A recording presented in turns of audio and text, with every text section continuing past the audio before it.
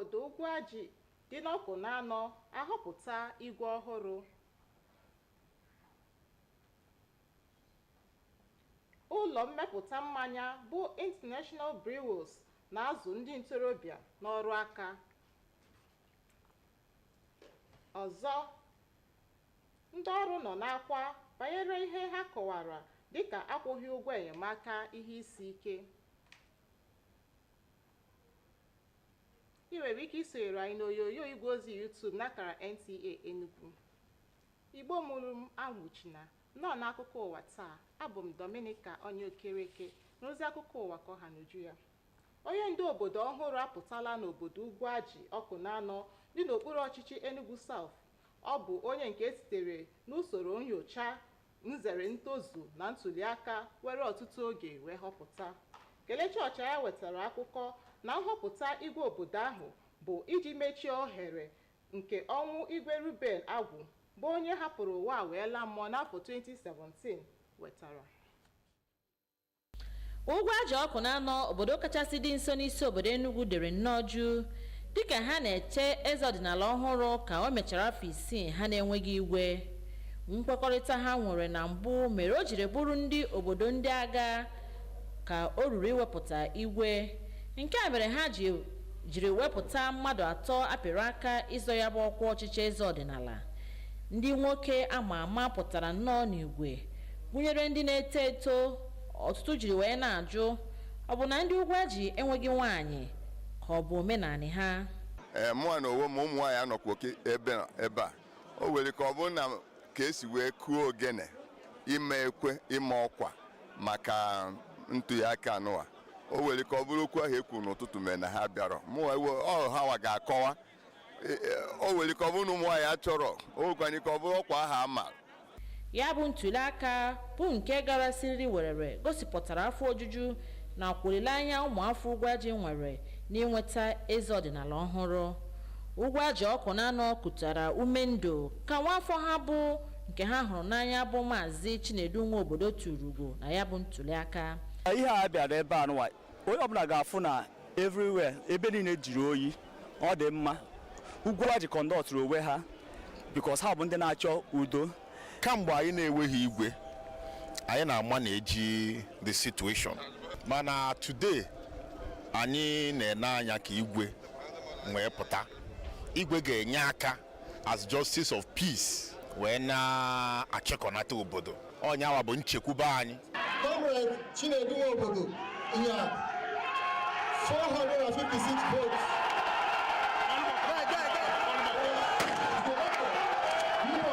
Ejikwara ohere ahụ họpụta onye ga-ewere ọkwa minista bụ Maazị Ikechukwu Ogbodo ya na ndị ga-esonye n'ọrụ obodo.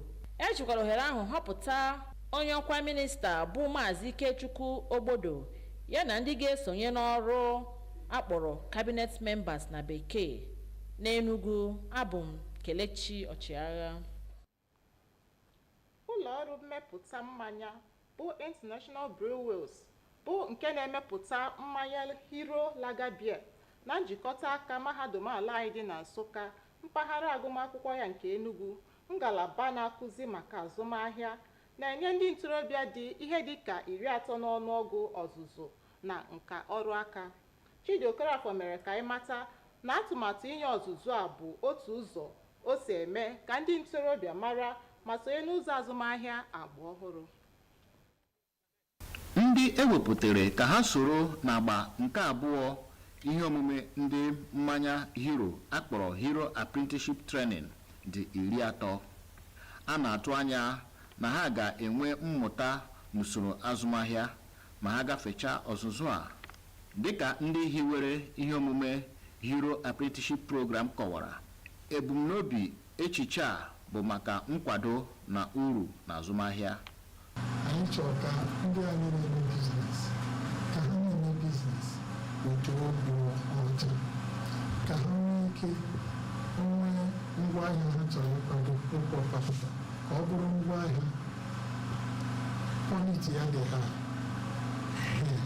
Ọ bụrụ na o nwere service na-adịghị ọrụ aka ma wee rụọ ihe ha ga-arụ ya weta wayo n'ime so that ha rụchaa ya ma onyecha ngwaahịa ahụ na-ere onye ọzọ bịa patronize ahụ bịa ife anyị bịa ime hie bụ ndị na-amụ afịa a na-akpọ ịgba bọị nke anyị ka ọ bụ even na foreign universities a na-ele ya Harvard ebidogo ịma ife anụnwa ife way to do with the Igbo apprenticeship system.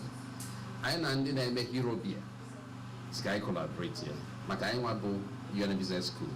Anyị na-akụzi ndị mmadụ otu esi eme business na very high level. Ndị sonyere ihe omume a kwupụtara otu obi dị ha. Ụtọ na ịnye opportunity bụ ebe anyị aka anyị makwara anyị esi na ebe kwesịrị ime na ka business anyị na-aga n'ihu. So that will happen na because ihe na-abụkwa ka aṅụọ mmanya ka aṅụọ mmanya ezokwu mmanya mana ha chọrọ ihe ga-abụ ihe ha ga-eme ka ndị benefit kwa ndị mmadụ ka ndị mmadụ na-erukwa iwu uru so ọ bụ ezigbo ihe bụ ihe anwa ọ bụ ezigbo ihe. A ga-enyekwa asambodo certificate nye ndị ga-agafe ọzụzụ nkụzi ihe azụmahịa nke ndị Hero Lager Beer kwadoro. Site n'Enugu, abụ m Chidi Okorafọ. Ndị na-arụ ọrụ n'isi obodo anyị bụ Abuja egosila mwute ha na-emezughị dịka ntụziaka onye isi ala na-ịkwụ ụgwọ ego ntụkwasị ya nọ n'ọnụego dị $35,000 nyere ndị ọrụ bekee niile ọchịchị etiti na-akwụ ụgwọ ọnwa 6 si kwupụta. Mkpebi a tidoro isi n'ibenata ahụhụ ndị mmadụ na-ata n'ihi ewepụrụ ego enyemaka mmanụ ala nke bụ nkwekọrịta ọchịchị etiti na otu ndị ọrụ ejikọtara ọnụ. Ndị ọrụ kwuru okwu n'ihu onyonyo bere arịrị oge a na-egbu n'ịkwụ ụgwọ a. Nchọpụta emere gosipụtakwara na ọchịchị etiti kwụrụ ụgwọ ahụ naanị n'ọnwa Septemba. Ka o si na dị, ọchịchị etiti amaala amụma iji $1 trillion wee megharịa ego ọnwa opekata mpe, oruwere mbugo n'ọkwa ọrụ na oruwere ndị ọrụ oyibo ndị ọzọ. Nke a bụ dịka akwụkwọ nkọwa amụma ego ọrụ nke afọ 2024 nke ụlọ ọrụ ala anyị okwu ịma amụma ego ọrụ dị n'aka si depụta ya. Ọchịchị etiti ekwupụtawuola uche ọ dị ịhụ na emejupụtara nkwekọrịta na nzukọ niile enwere banyere ikike dịịrị mmadụ bụ nke kwere nkwa inye ụmụafọ obodo anyị ndị na-ehubere usoro iwu isi ohere ị na-enweta ikpe nkwụmọtọ na ikike ndị ọzọ ha nwere dịka ụmụafọ obodo anyị. Onye nta akụkọ anyị bụ Mina Daniel sobetara akụkọ na nke a na ihe nchọpụta ndị ọzọ pụtara ihe n'oge emerubere ụbọchị mba ụwa wepụtara maka ikike dịịrị mmadụ agba ya nke afọ a bụ nke ụlọ ọrụ ministri etiti okwu ikpe dị n'aka chịkọbara. Dịka o si kwu, ndị kwuru okwu kpọkuru ndị ala anyị ka ha kwupụta ọnọdụ ha nọ, ghara imechi ọnụ ma were atụmatụ igwe ozi dị iche iche nke otu kọmitii okwu imekpa mmadụ ahụ dị n'aka na ụlọ ọrụ ndị ọzọ na-azọta ikike dịịrị mmadụ wee na-enye mkpesa niile banyere mmegide ikike dịịrị ha. Ọsio na dịka isiokwu ya nke afọ a bụ nnwere onwe, nhatanha na ikpe nkwụmọtọ maka mmadụ dum, ụbọchị ụwa ji emerube ikike dịịrị mmadụ nke afọ a nyere ndị ọnụ na-eru n'okwu atụmatụ ikwudosi ike n'agha ha na-ebu ijidesi ebube, nnwere onwe na ikpe nkwụmọtọ nyere onye ọbụla ike. Ndị nne na nna were ụmụaka ahụ na-ezucheghị oke n'obodo anyị arịọla ka emegharịa etu ọha na eze si akpọsa ụmụ ha akparamagwa bụ ndị were nkwarụ maọbụ ọrụsị n'otu ụzọ maọbụ ọzọ. Arịrịọ a bịara oge ndị nne na ndị nna ndị a na-egosipụta ụrọ na-echu ha banyere etu ndị mmadụ si ahụta ụmụ ha ndị were ọrịa metụtara ụbụrụ bụ Down syndrome na cerebral palsy. Mosi Kunye mere ka anyị mata nke a na ụmụaka were ọnọdụ Down syndrome, cerebral palsy na ọrịa sickle cell bịara ụwa dịka ndị ọzọ si bịa bụ okwu si n'ọnụ ndị mụtara ha wee pụta.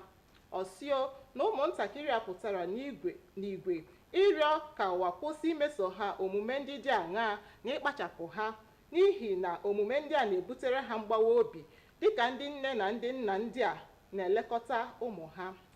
Dịka o si kwuo, ndị nne na nna ndị a rịọrọ ka a kụziere ndị mmadụ imeso ụmụaka ndị omume dị mma na ihe ndị ọzọ ga-eme ka uche ọchịchị dị ya n'ihi na nke a ga-ebenata ahụhụ ha na-agabiga. N'ịpịacha akụkọ ụwa taa, ga-enwe ntị n'isiokwu anyị ji mere akụkọ. Obodo Ugwuaji ọkụ na-anọ dị n'okpuru ọchịchị Enugu South ewubetara igwe ọhụrụ bụ onye nke ha họpụtara n'emume nhọpụta igwe ha nwere.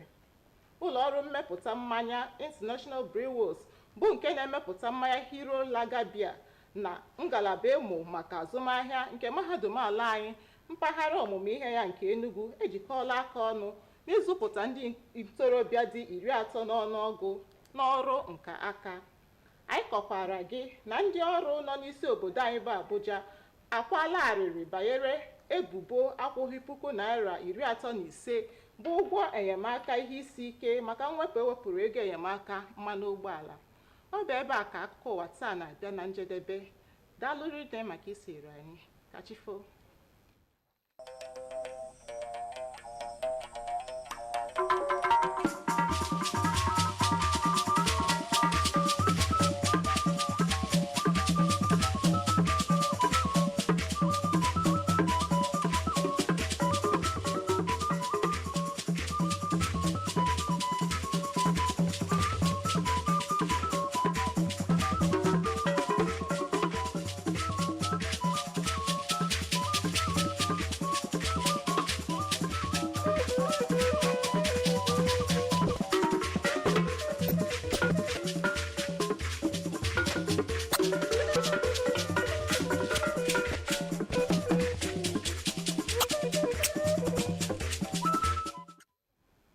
Top stories tonight.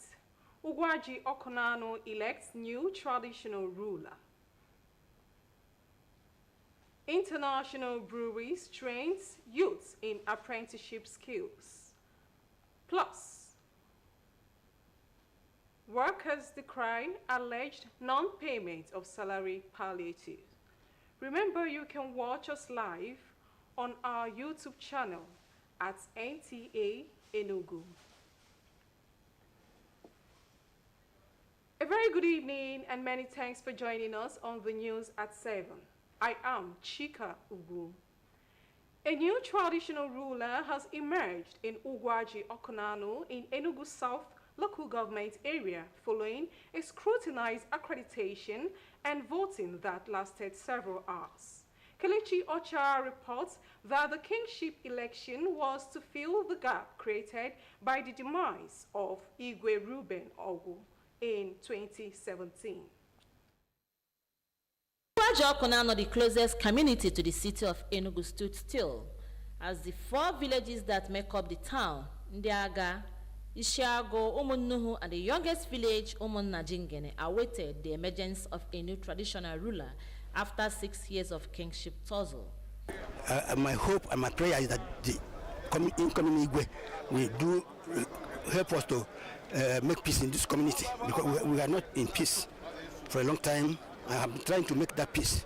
They want to elect the institution that will take care of the town, that will take them where they ought to do. The institution that will hold the culture and traditions of Ugwuaji community. For the past 6 years, we've not had an Igwe. But today, the process is ongoing, and I have done the needful. I cast my vote, and others are doing likewise, as you can see. So my expectation is that in a few hours, an Igwe will emerge in Ugwuaji. Due consultations and agreements among the 4 villages led to the zoning and nomination of 3 candidates from Ndiaga who contested the election. Notable sons gathered in their numbers, which left people wondering if the community had no woman. Why was every woman disenfranchised? Is it a tradition? I wouldn't know. I don't know who is to be disadvantaged, assuming women voted. Every contestant here has a wife. Every contestant here has a sister. Every contestant here has female relations. So who stands to be disadvantaged? The accreditation and voting process were conducted without fear or favor, as indigents of Ugwuaji exhibited overwhelming joy, full of expectations. Ugwuaji community took a breath of relief at last when a respectable son of the soil emerged as the choice of the people. Comrade Nta Enugu, 456 votes.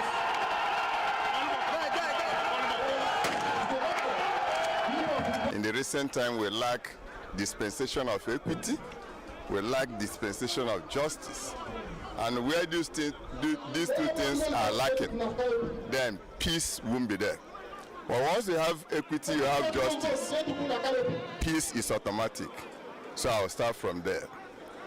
I want to guarantee equity and peace in the community. Apart from the kingship election, a new prime minister was elected unopposed, and members of the cabinet were announced after due process. In Enugu, Kelechi Ochiara, NTA News. The international breweries makers of Hero Lager beer, in collaboration with the University of Nigeria UNTH Business School Enugu campus, is training about 30 youths in apprenticeship skills. Chidi Okorafor reports that the empowerment program is a way of equipping youths with modern trends in business. The participants who were selected for the second phase of the Hero Apprenticeship Training are 30 in number. They are expected to be conversant with business techniques and ideas at the end of the training. According to the organizers, the Hero Apprenticeship Program is aimed at ensuring sustainability and profitability in business. We are part of this program because the organizers, the main organizers, those international breweries, they are interested in uplifting the level of skills which apprentices and young people can have in this part of the country that will make them globally compliant.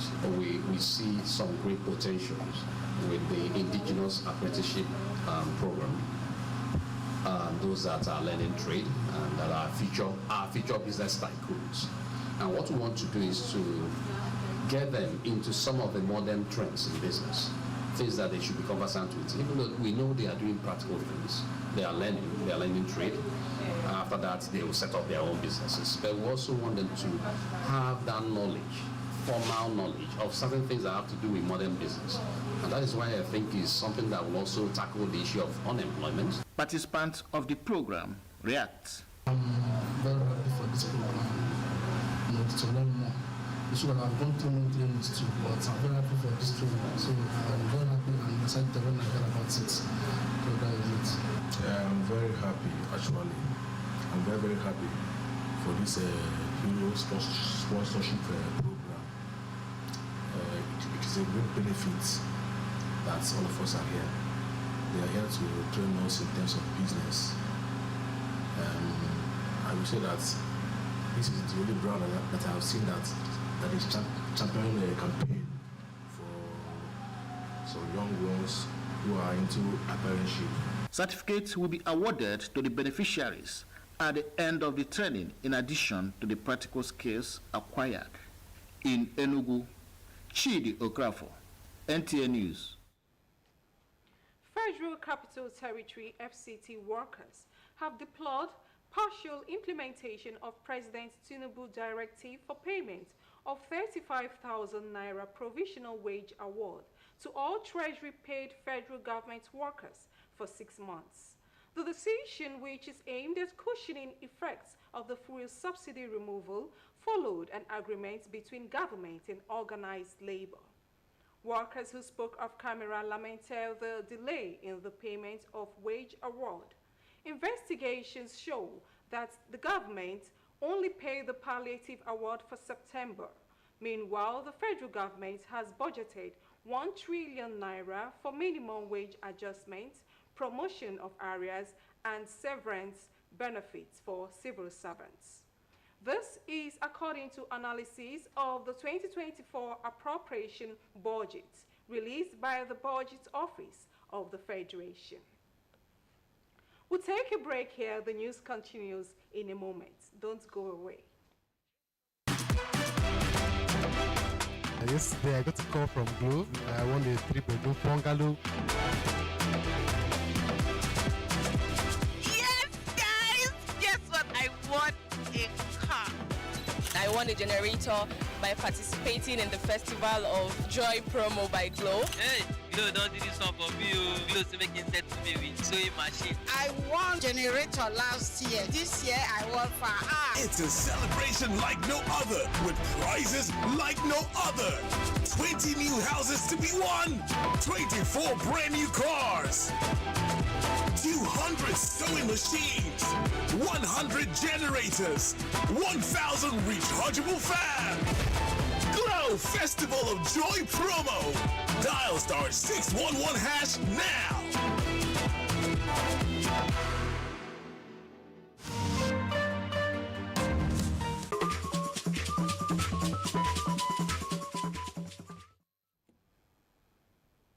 The federal government has restated its commitment towards implementing human rights treaties and conventions entered into, which guarantees basic human rights for citizens, adherence to the rule of law, and access to justice.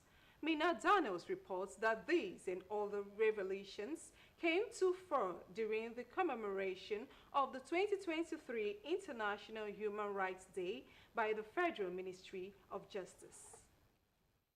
75 years ago, in the aftermath of the horrors of the Second World War, the world declared that all human beings are born free and equal in dignity and rights, a universal entitlement. Tragically today, the principle is undergoing some levels of threat. Freedoms are violated and abused.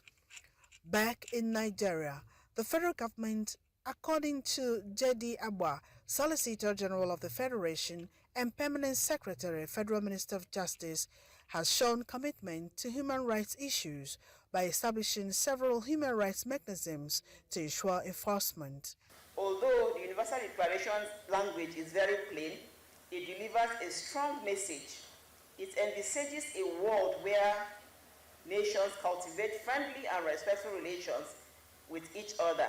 Respondents call on Nigerians to speak up, as well as take advantage of ICT platforms provided by Committee Against Torture and other human rights agencies to report human rights violations. Henceforth, we're going to make sure that the law that is provided, that the rules and regulations provided, the Convention Against Torture, the Optional Protocol Against Torture, and of course our own Anti-Torture Act will be, fully implemented. And we want all stakeholders to join us in this awareness creation. With the theme, Freedom, Equality and Justice for All, the 2023 International Human Rights Day offered platforms for stakeholders to continue the fight towards upholding the dignity, freedom and justice for all, fostering culture of inclusivity and liberty, as well as ensuring accountability and the rule of law. In Abuja, Mina Daniels, Nta News. To end the news, a recap of the top stories. A new traditional ruler has emerged in Ugwuaji, Nta Enugu South local government area following an election. The international breweries makers of Hero Lager Beer, in collaboration with the University of Nigeria Business School Enugu campus, is training about 30 youths in apprenticeship skills. Also, workers in FCT have lamented over the alleged non-payment of 35,000 Naira wage award as palliative for subsidy removal. That was the news. Thanks for watching and good night.